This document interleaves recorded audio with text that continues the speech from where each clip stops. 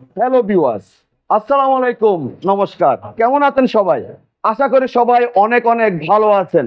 আবারও চলে আসছি আপনাদের মাঝে খুব গুরুত্বপূর্ণ একটি ভিডিও নিয়ে। আজকের ভিডিওতে থাকবে বাইকের কার্বোরেটর।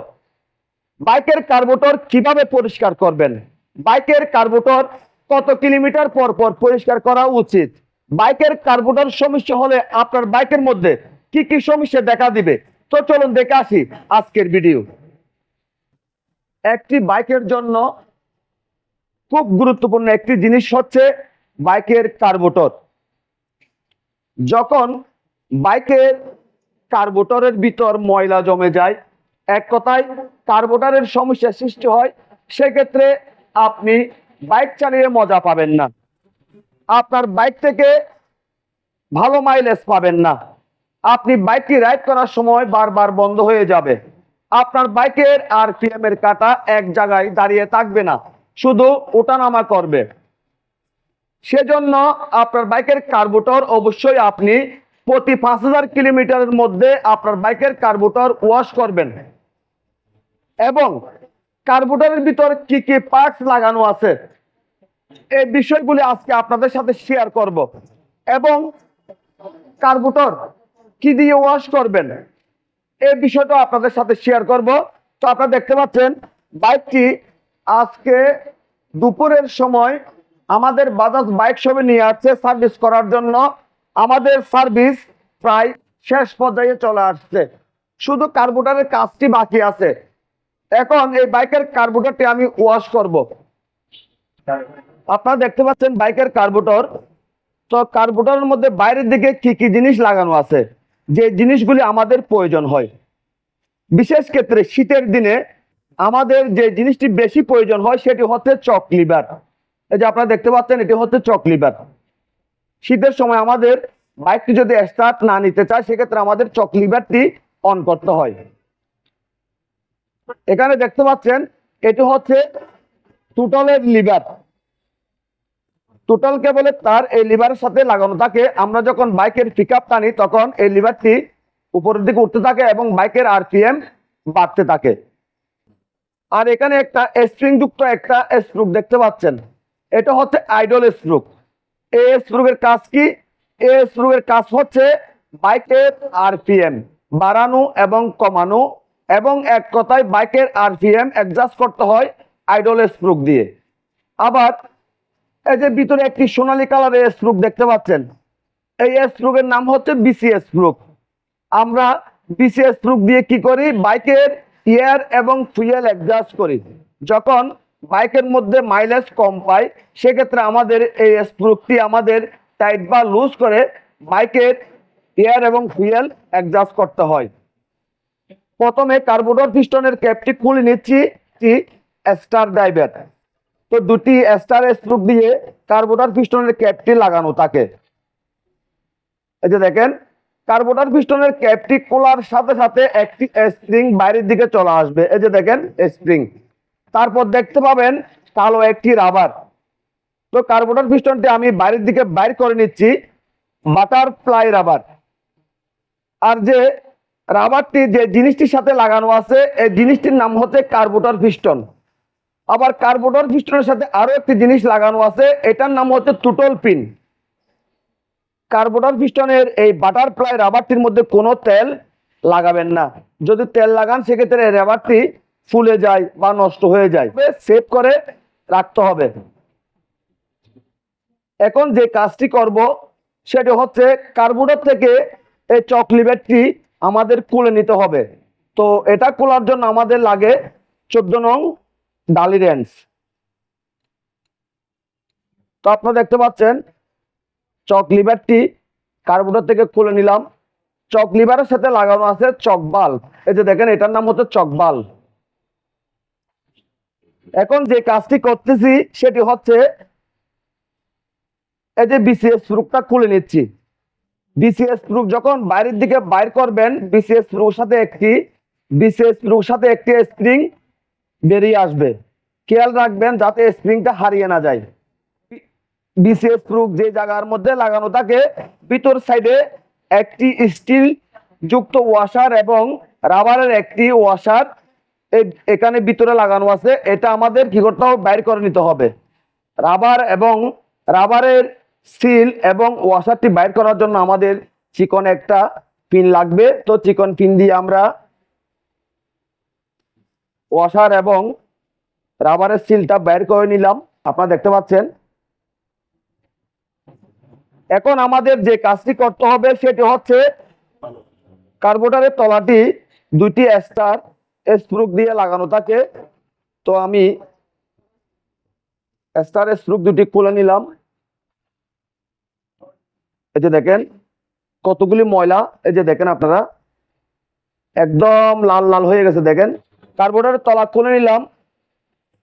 এই যে আপনারা এখানে দেখেন, এখানে একটি ফ্লোট বয়া লাগানো আছে। তো আমি ফ্লোট বয়াটি খুলে নিচ্ছি। ফ্লোট বয়াটি খোলার জন্য আমাদের এই স্টার স্ক্রুটি লুজ করতে হবে। স্টার স্ক্রুটি লুজ করলাম এবং ফ্লোট বয়া কার্বোরেটর থেকে আলাদা করে ফেললাম। এই যে আপনারা দেখতে পাচ্ছেন ফ্লোট পিন। এই ফ্লোট পিন যদি নষ্ট হয়ে যায় সেক্ষেত্রে আপনার বাইকের কার্বোরেটর ওভারফ্লো করবে। সেক্ষেত্রে আপনি কি করবেন, ফ্লোট পিন এবং ফ্লোট পিনের এই চেম্বারটি পরিবর্তন করে দিবেন, আপনার বাইকের কার্বোরেটরের ওভারফ্লোর সমস্যা সমাধান হয়ে যাবে। আবার অনেক সময় দেখা যায় ফুয়েলের সাথে যদি ময়লা আসে, যদি এই ফ্লোট পিনের চেম্বারের মধ্যে যদি ময়লা আটকে থাকে সেক্ষেত্রে আপনার বাইকের কার্বোরেটর ওভারফ্লো করে। সেজন্য আমাদের কি করতে হবে, প্রতি 5000 কিলোমিটার পর পর বাইকের কার্বোরেটর ওয়াশ করতে হবে, না হয় এরকম ময়লা কার্বোরেটরের ভিতর জমে থাকবে। এখন আমাদের কার্বোরেটর থেকে কোন জিনিসগুলি খুলতে হবে, এখানে এই যে সোনালী কালারের যে স্ক্রুটি দেখতে পাচ্ছেন এটি হচ্ছে মেইন জেট। তো মেইন জেটটি আমি কার্বোরেটর থেকে খুলে নিচ্ছি। এই মেইন জেটটি খুলে নিলাম। তারপর এই যে এখানে ভিতরে ভিতরে একটি স্ক্রু লাগানো আছে, যে স্ক্রুটির নাম হচ্ছে সুলো পিকআপের জেট। তো সুলো পিকআপের জেটটি আমি একটা স্ক্রুড্রাইভার দিয়ে খুলে নিচ্ছি। এই যে আপনারা দেখতে পাচ্ছেন আমি সুলো পিকআপের জেটটি খুলে নিলাম। এখন কি করতে হবে, এখন করতে হবে কার্বোরেটরটি ভালো করে ওয়াশ করতে হবে। আপনি যদি ফুয়েল দিয়ে বা তেল দিয়ে যদি ওয়াশ করতে যান সেক্ষেত্রে আপনার বাইকের কার্বোরেটর অ্যাকুরেট ভাবে ওয়াশ হয় না, এক কথায় ভালোভাবে পরিষ্কার হয় না। কারণ কার্বোরেটরের ভিতর যে ছিদ্রগুলি করা আছে একদম সূক্ষ্ম সূক্ষ্ম ছিদ্র, সেজন্য তেল দিয়ে ওয়াশ করলে এই ময়লাগুলি কার্বোরেটর থেকে বাইর হয় না।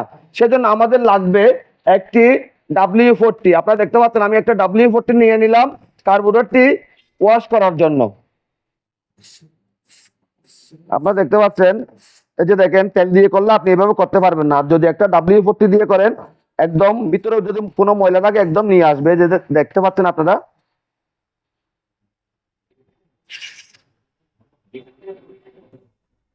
এই চক লিভারটি যে জায়গার মধ্যে লাগানো থাকে সেই জায়গা দিয়ে আমি W40 স্প্রে করতেছি এবং এই যে দেখেন তেলগুলি কোন দিকে বাইর হচ্ছে, দেখেন এই সোনালী কালার এই জেটটি দিয়ে, এই যে দেখেন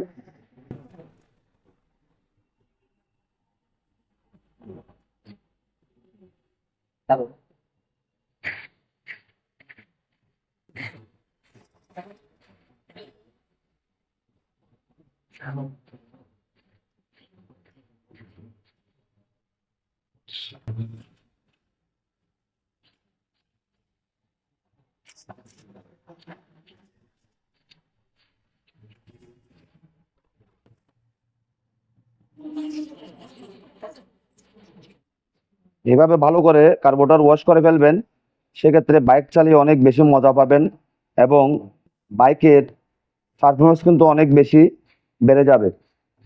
আমি প্রথমে সুলো পিকআপের জেটটি লাগিয়ে নিচ্ছি, তারপর মেন জেটটি লাগিয়ে নিচ্ছি, ফ্লোট পিন এবং ফ্লোট বয়া লাগিয়ে নিচ্ছি। ফ্লোট পিন এবং ফ্লোট বয়া লাগানোর পর এই স্টার স্ক্রুটি আমাদের কি করতে হবে, ভালো করে টাইট করে নিতে হবে। এই যে কার্বোরেটরের তলাটি আমাদের লাগিয়ে নিতে হবে। তারপর এই স্টার স্ট্রোক দুটি ভালো করে টাইট করে নিতে হবে। একটা জুট দিয়ে কার্বোরেটর পিস্টন ভালো করে এভাবে মুছে ফেলবেন আমার মতো করে।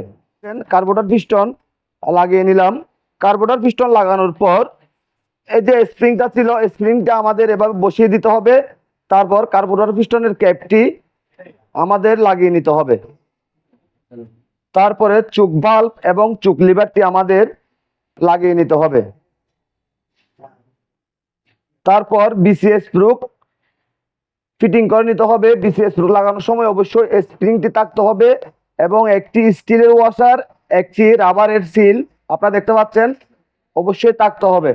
যদি হারিয়ে যায় সেক্ষেত্রে বাইকের সমস্যার সমাধান হবে না। এই সিলের জন্য তেল বেশি খাবে, আরপিএম ঠিক থাকবে না এবং বাইকটি বারবার বন্ধ হয়ে যাবে। সেজন্য অবশ্যই লাগানোর সময় দেখে শুনে লাগাবেন।